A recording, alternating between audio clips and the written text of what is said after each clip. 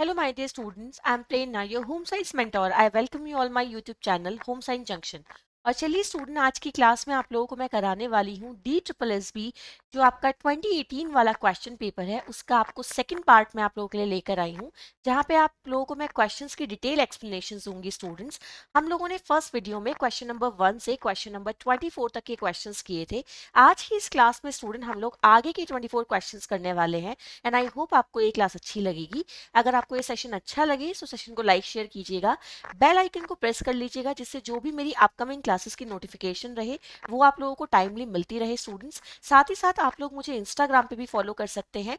मेरा वहां पर भी पेज है स्टूडेंट होम साइंस जंक्शन के नाम से। आप मुझे टेलीग्राम पे भी ज्वाइन कर सकते हैं, student home science education by Prerna Verma. So चलिए स्टूडेंट, आज की क्लास को हम लोग शुरू करेंगे और देखते हैं आज का पहला क्वेश्चन क्या रहने वाला है।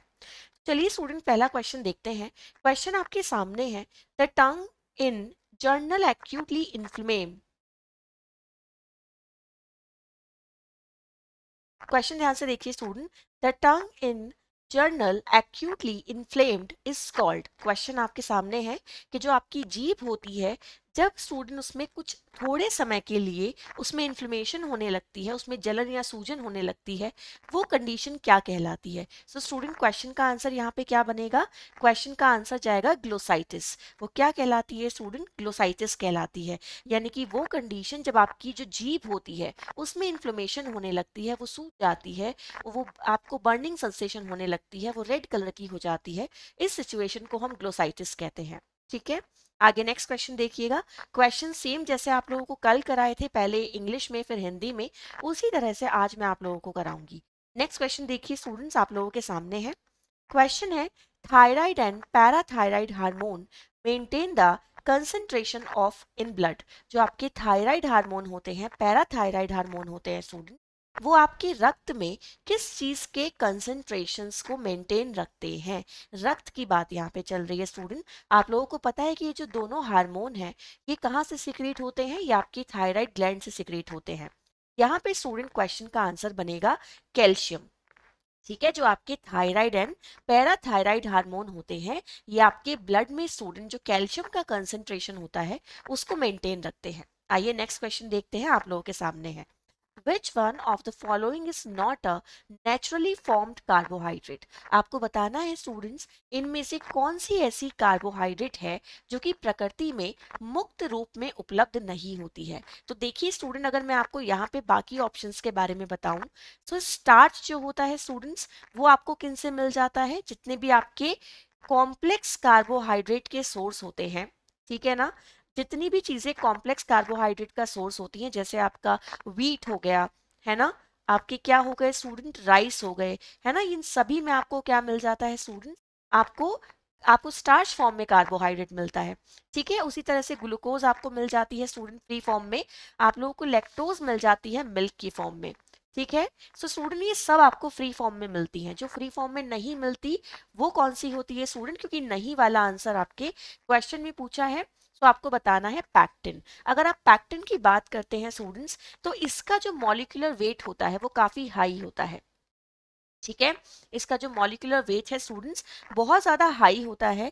ये आपको जनरली कहाँ से मिलता है स्टूडेंट? प्लांट्स से मिलता है। प्लांट्स में भी स्टूडेंट्स जैसे मान लीजिए फ्रूट्स हैं, वेजिटेबल्स हैं, सो फ्रूट्स की स्टूडेंट जो आपकी आउटर स्किन होती है और उनकी जो अंदर आपका पल्प होता है, उन दोनों के बीच में ये पैक्टिन पाया जाता है। ठीक है, सो बेसिकली ये एक तरीके का होता तो स्टूडेंट स्टार्च ही है, बट ये फ्री फॉर्म में आपको नहीं मिलता। पॉलीसेकेराइड्स ये आपका एक तरीके का होता है। चलिए स्टूडेंट्स, आगे ध्यान से देखते हैं क्वेश्चन का आंसर क्या बनेगा।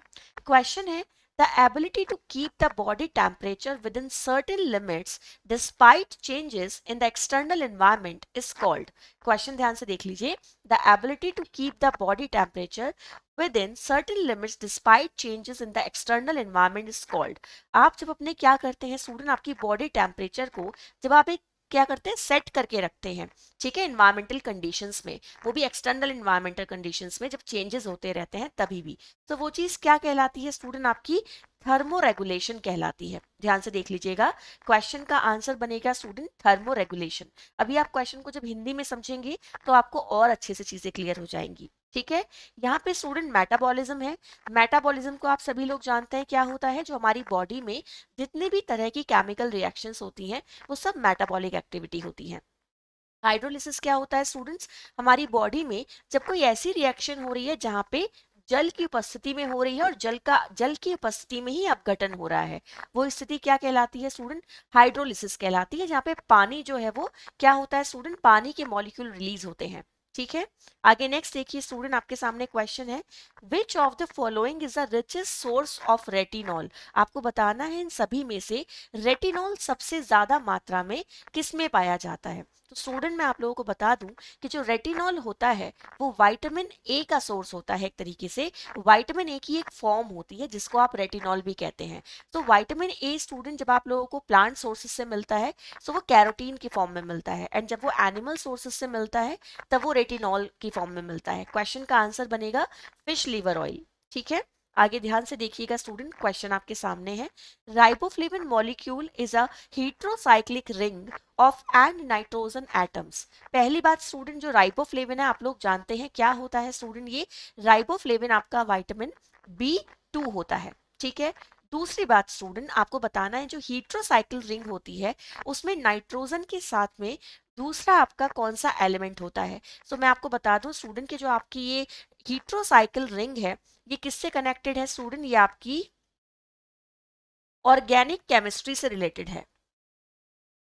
ठीक है, ये किससे रिलेटेड है स्टूडेंट, ये ऑर्गेनिक केमिस्ट्री से रिलेटेड है, और ये वो आपकी एक रिएक्शन कह लीजिए, एक रिंग कह लीजिए, जो कि नेचर में कैसी होती है स्टूडेंट, साइक्लिक होती है। ठीक है, और यहाँ पे दो अलग अलग कंपाउंड्स का होना कह लीजिए, या दो अलग अलग मैं कहूँ तो स्टूडेंट इस रिंग की एक खासियत है कि इसमें दो अलग अलग एटम्स का होना जरूरी है।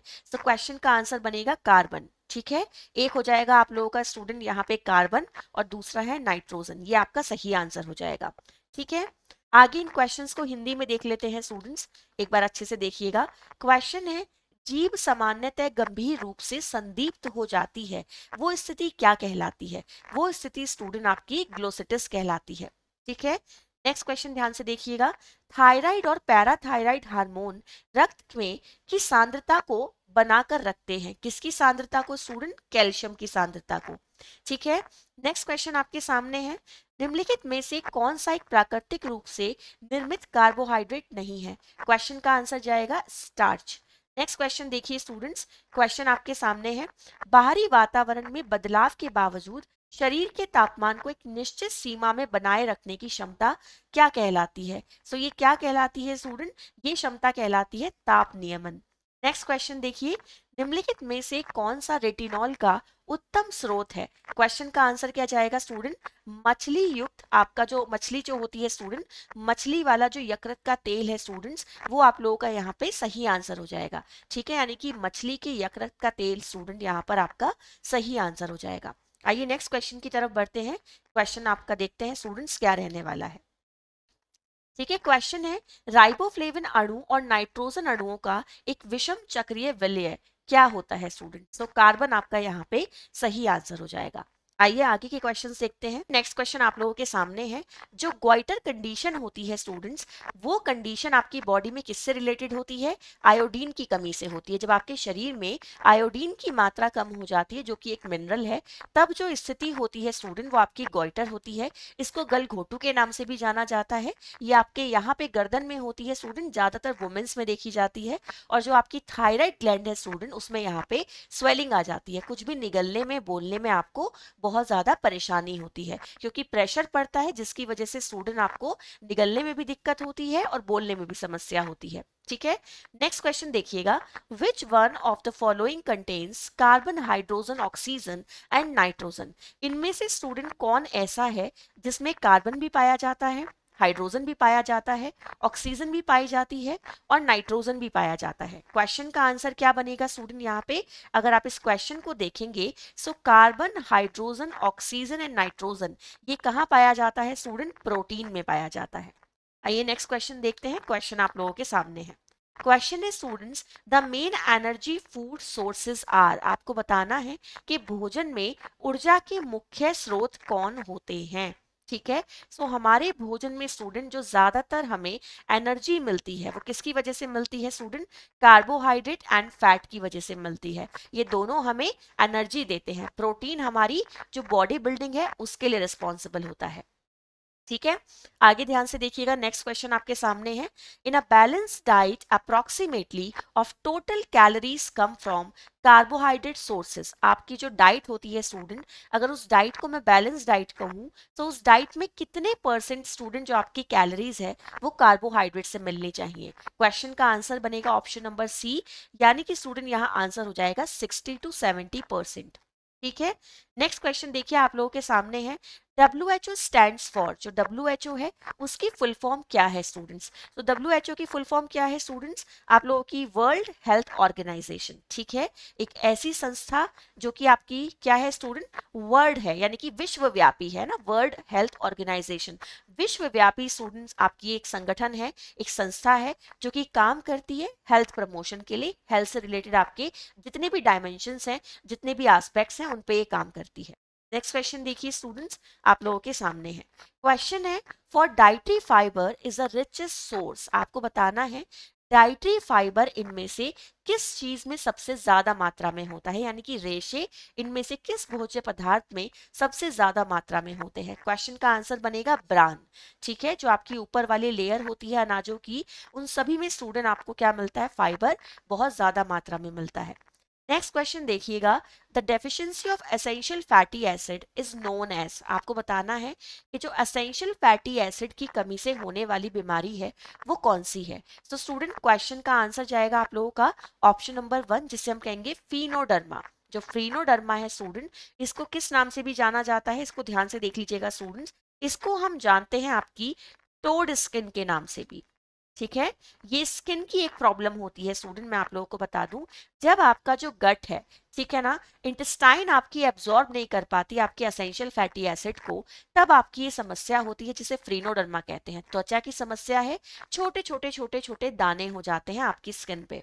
ठीक है, अनीमिया को आप सब लोग जानते हैं, रक्त की कमी हो जाती है, हीमोग्लोबिन लेवल कम हो जाता है। आपका जो जीरोफेथलीमिया है, ये क्या कंडीशन होती है? जब स्टूडेंट आपके कंजेक्टिवा में और आप लोगों के स्टूडेंट कॉर्निया में, ठीक है, कॉर्निया में कंजेक्टिवा में क्या आ जाती है स्टूडेंट? ड्राइनेस आ जाती है। ये कंडीशन आपकी जीरोफेथलीमिया कहलाती है। ठीक है, एंड हाइपोप्रोटीनीमिया, इसका मतलब क्या है स्टूडेंट? जब किसी के ब्लड में, ठीक है ना, क्या कंडीशन है स्टूडेंट? ये जब किसी के ब्लड में प्रोटीन का जो लेवल होता है, ठीक है, प्रोटीन का जो स्तर होता है स्टूडेंट, वो क्या हो जाता है? बहुत ही डाउन हो जाता है, कम हो जाता है। वो स्थिति आपकी क्या कहलाती है? हाइपोप्रोटीनयूरिया कहलाती है, हाइपोप्रोटीनीमिया कहलाती है। ठीक है, ये ध्यान रखिएगा अच्छे से। आगे नेक्स्ट क्वेश्चन आपका, इसी क्वेश्चन को हिंदी में देखते हैं। क्वेश्चन आप लोगों के सामने है स्टूडेंट्स, ग्वाइटर की कमी से होता है आयोडीन की कमी से, निम्नलिखित में से किस में कार्बन, हाइड्रोजन, ऑक्सीजन और नाइट्रोजन है? तो वो आपका क्या है स्टूडेंट? प्रोटीन होता है। ठीक है, नेक्स्ट क्वेश्चन देखिए, ऊर्जा के मुख्य भोजन स्रोत क्या होते हैं स्टूडेंट्स? ऊर्जा के मुख्य भोजन स्रोत आपके कार्बोहाइड्रेट और फैट होते हैं। ठीक है, एक संतुलित भोजन में कुल कैलोरी का कार्बोहाइड्रेट स्रोत से आता है 60 to 70%। नेक्स्ट क्वेश्चन देखिएगा आप लोगों के सामने है, WHO का विस्तार रूप क्या है स्टूडेंट्स? World health organisation. भोजन के रेशो के लिए सर्वोत्तम स्रोत क्या रहता है? पोकर रहता है। ठीक है, आवश्यक वसा अम्लों की कमी क्या कहलाती है स्टूडेंट? फ्रीनोडर्मा कहलाती है। ठीक है, क्वेश्चन ध्यान से देख लीजिएगा, ये क्या कहलाती है स्टूडेंट? फ्रीनोडर्मा कहलाती है। आगे वाले क्वेश्चंस को चेक करते हैं। क्वेश्चन है स्टूडेंट्स, अच्छे से देख लीजिएगा, क्वेश्चन आपके सामने है। सबसे पहला क्वेश्चन जो है स्टूडेंट्स, क्वेश्चन कहता है the deficiency of causes scurvy. आपको बताना है इनमें से किस विटामिन की कमी से स्कर्वी रोग होता है। तो स्टूडेंट आपका सही आंसर क्या जाएगा? विटामिन सी आपका यहाँ पे सही आंसर हो जाएगा। ठीक है, नेक्स्ट क्वेश्चन देखिएगा स्टूडेंट, आप लोगों के सामने है, which one of the following our body building foods. आपको बताना है कि इनमें से ऐसा कौन सा भोज्य पदार्थ है स्टूडेंट जो हमारे शरीर की वृद्धि में मदद करता है, यानी कि एक तरीके का बॉडी बिल्डिंग फूड होता है। ठीक है, सो स्टूडेंट आंसर जाएगा आप लोगों का मीट। ठीक है, क्योंकि मीट क्या है, प्रोटीन का सोर्स है, और प्रोटीन हमारी बॉडी में क्या काम करता है स्टूडेंट्स, बॉडी बिल्डिंग का काम करता है। आइए नेक्स्ट क्वेश्चन देखते हैं, आप लोगों के सामने है क्वेश्चन है students, which of the following symptom of diabetes mellitus in sugar in urine. आपको बताना है कि मधुमेह का ऐसा कौन सा सिम्टम है जिसमें आप ये कह सकते हो कि यूरिन में जो शुगर है उसकी मात्रा बढ़ जाती है। तो मैंने आप लोगों को कल भी बताया था स्टूडेंट, पॉलीडिप्सिया का मतलब होता है बार बार प्यास का लगना, ठीक है, आपको बार बार क्या लग रही है, प्यास लग रही है स्टूडेंट्स। एंड पॉलीयूरिया का मतलब क्या होता है, बार बार यूरिन आना, ठीक है ना। एंड पॉलीफेजिया का मतलब क्या है स्टूडेंट्स, बार बार भूख लगना, ठीक है ना। एंड ग्लाइकोसूरिया वो कंडीशन है जब आपके यूरिन में शुगर ज्यादा निकलने लगती है, ठीक है, तो ये आपका सही आंसर हो जाएगा। नेक्स्ट क्वेश्चन देखिए, आप लोगों के सामने है, consumption of contaminated food causes food poisoning. इनमें से अगर कोई बैक्टीरिया आपके भोज्य पदार्थ में मिल जाए और आप उसे कंज्यूम कर लें तो स्टूडेंट उससे आपको फूड पॉइजनिंग हो जाएगी, ऐसा बैक्टीरिया कौन सा है। तो स्टूडेंट आप लोगों का सही आंसर क्या जाएगा, आपका सही आंसर जाएगा सैल्मोनेला बैक्टीरिया, आपका सही आंसर हो जाएगा स्टूडेंट सैल्मोनेला, ठीक है। इनमें से एक क्वेश्चन कई बार पूछ लिया जाता है कि बॉटलिज्म किससे रिलेटेड है स्टूडेंट्स, तो जितने भी आपके केन प्रोडक्ट होते हैं, यानी कि जो आपके क्या होते हैं स्टूडेंट्स, जिनको हम कहते हैं ना डिब्बा बंद भोज्य पदार्थ, ठीक है ना, जो आपके डिब्बा बंद भोज्य पदार्थ होते हैं उनको आप केन फूड के नाम से जानते हैं। और स्टूडेंट उसमें आपको क्या देखने के लिए मिलता है, बॉटलिज्म बैक्टीरिया वहां पे ज्यादा देखने के लिए मिलता है, जो कि डिब्बा बंद भोज्य पदार्थों को खराब कर देता है। नेक्स्ट क्वेश्चन है, is a stirred up state of feeling that is the way it appears to the individual himself। Question ध्यान से देख लीजिएगा, it's a stirred up state of feeling that is the way it appears to the individual himself। Question को एक बार ध्यान से देख लीजिएगा, एक बार आप लोगों को मैं क्वेश्चन अभी हिंदी में भी दिखाऊंगी। क्वेश्चन का सही आंसर क्या बनेगा स्टूडेंट, इमोशंस यहाँ पे सही आंसर हो जाएगा, ठीक है। आप अच्छे से एक बार देख लीजिएगा स्टूडेंट, यहाँ पे एक और ऑप्शन भी है इंस्टिंक्ट्स। सो इंस्टिंक्ट्स का मतलब क्या होता है स्टूडेंट, ये आपका ना एक फिक्स पैटर्न होता है आपके बिहेवियर का, ठीक है। ध्यान से देख लीजिएगा स्टूडेंट, जब आप किसी भी पर्टिकुलर स्टिमुलाई को लेकर रिस्पॉन्स करते हो, मान लीजिए बाहर से आपको कोई संवेदना मिली, आप उसको लेकर स्टूडेंट क्या करते हैं, आप रिएक्ट करते हैं, तो आपका जो एक फिक्स पैटर्न होता है रिएक्ट करने का वो क्या कहलाता है, इंस्टिंक्ट कहलाता है, ठीक है। फीलिंग्स आप लोग जानते हैं क्या होती है, एटीट्यूड आपका क्या होता है, नजरिया होता है किसी व्यक्ति को जज करने का, किसी सिचुएशन को जज करने का, जो आपका एक किसी के लिए ओपिनियन है वो आपका एटीट्यूड है, ठीक है। सो आपका जो इंस्टिंक्ट है वो एक फिक्स पैटर्न है आपके बिहेवियर का, ठीक है ना, आपके व्यवहार का एक निश्चित तरीका जो आप किसी भी, जब आपको बाहरी कोई संकेत मिलता है उसके अगेंस्ट आप करते हैं, ठीक है। यहाँ क्वेश्चन का आंसर बनेगा इमोशंस। आइए नेक्स्ट क्वेश्चन देखते हैं स्टूडेंट्स, अब इन क्वेश्चंस को एक बार हिंदी में देख लेते हैं। क्वेश्चन है पहला, की कमी से स्कर्वी रोग होता है। सो स्टूडेंट क्वेश्चन का आंसर क्या बनेगा, विटामिन सी, ठीक है। निम्नलिखित में से कौन से शरीर बनाने वाले भोजन तत्व हैं, तो स्टूडेंट क्वेश्चन का आंसर क्या बनेगा, मांसाहारी पदार्थ, ठीक है। नेक्स्ट क्वेश्चन देखिए आप लोगों के सामने है, डायबिटीज मेलाइटस का यूरिन में शर्करा लक्षण निम्नलिखित में से कौन सा है। सो स्टूडेंट क्वेश्चन का आंसर क्या जाएगा, ग्लाइकोसूरिया, ठीक है। संदूषित भोजन खाने से भोजन विषाक्तता हो जाती है, कौन सी वाली स्टूडेंट, कौन सा भोजन खाने से, साल्मोनेला वाला भोजन खाने से, ठीक है। आगे नेक्स्ट क्वेश्चन देखिएगा, क्वेश्चन आपके सामने है, मिश्रित प्रकार की भावनाओं की स्थिति है जो कि व्यक्ति को स्वयं को इसी रूप में प्रतीत होती है, ठीक है। सो क्वेश्चन का आंसर क्या जाएगा स्टूडेंट, भावनाएं। मिश्रित प्रकार की भावनाओं की स्थिति है जो कि व्यक्ति को स्वयं इसी रूप में प्रतीत होती है, यानी कि फिक्स पैटर्न की बात यहाँ पे आ गई कि ऐसी भावनाएं हैं जो व्यक्ति की स्थिति है और स्वयं को इसी रूप में स्टूडेंट प्रतीत होती है। सो ये भावनाएं होती है स्टूडेंट आपकी, यहाँ पे आपका क्या हो जाएगा, ये सही आंसर हो जाएगा, ठीक है। आगे नेक्स्ट क्वेश्चन देखिएगा, क्वेश्चन आप लोगों के सामने है, question in students, which of the following does not come under socio psychological need. आपको बताना है कि जो आपकी सोशियो साइकोलॉजिकल नीड होती है स्टूडेंट्स, उनमें से आपका ये कौन सा ऑप्शन जो है वो इनकरेक्ट है, ठीक है। सो आपको नॉट वाला स्टेटमेंट यहाँ पे चुनना है। तो देखिए student, the need for security, security आपकी स्टूडेंट अगर मैं बात करूं तो ये मानसिक भी है, शारीरिक भी है, ये आपका सही आंसर हो जाएगा। The need for love and affection, तो स्टूडेंट ये भी आपका सही आंसर जाएगा। द नीड ऑफ अचीवमेंट, ये भी आपका आंसर जाएगा। The need for rest student, ये आपका आंसर यहाँ पे नहीं होगा, क्योंकि इसको स्टूडेंट आपका जो आपकी ये सोशो साइकोलॉजिकल नीड है इसमें कंसीडर नहीं किया जाता है। ठीक है, अगर आप इसको समझना चाहते हैं डिटेल कॉन्सेप्ट को, तो आपको एक बार मैस्लो हिरार्की ऑफ नीड्स भी पढ़नी पड़ेगी, क्योंकि मैस्लो ने जो आवश्यकताएं हैं उनकी कुछ आपकी सूची बताई है, वहीं से आपका ये क्वेश्चन है। ठीक है, नेक्स्ट ध्यान से देखिएगा स्टूडेंट्स, क्वेश्चन आपके सामने है, what prepares an individual for the necessary adjustment and adaptation.